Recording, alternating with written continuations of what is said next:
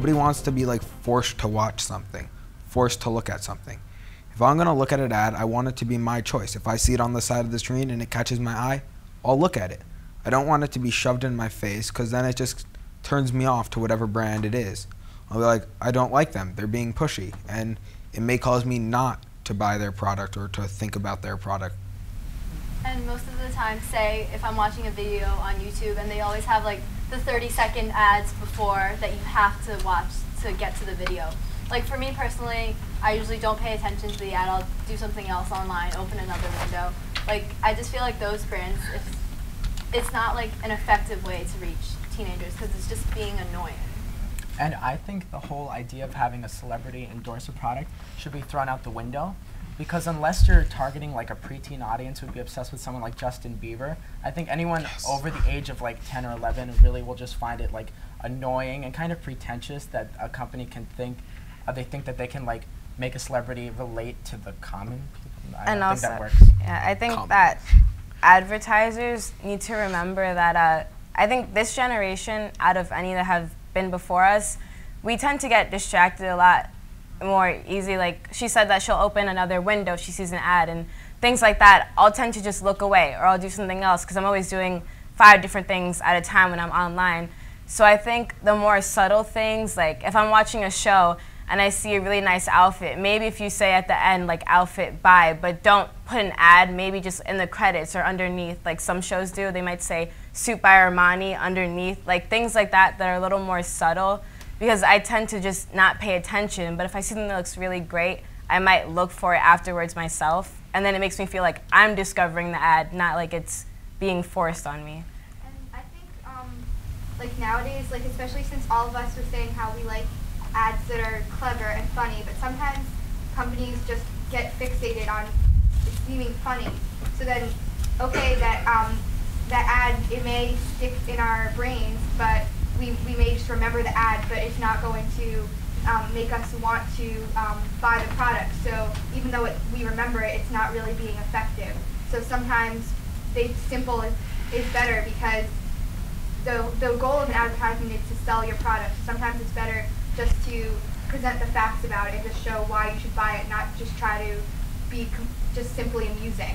And also, like some of the ads that really speak to me, they don't necessarily have to be like funny or overly cheesy. Like sometimes, like I know the ads that Apple does sometimes, like say if they have like an iPad or something, and they'll just show like a different apps on the iPad and just like have different screens of what it can do. Like I feel like those like more technologically advanced, like those speak to me too. I think really just the most important thing is not to be intrusive and not to make it have that advertising feel. Because for me, I'm more likely to visit the website or go to the store if it's something that's applied to my life rather than just seeing it be advertised. So that would be my main recommendation. Great.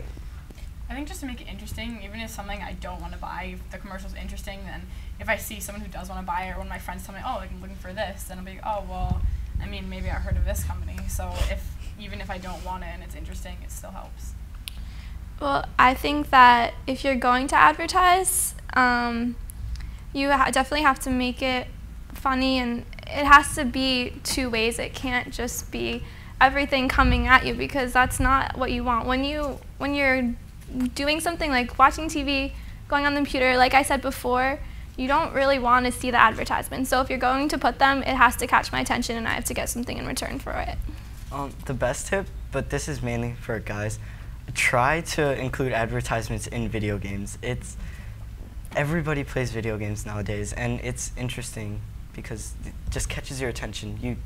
You'd be just in the middle of a game waiting for the next game to start, and then you'd be like, wow, wait, that's actually updated. How did they do that?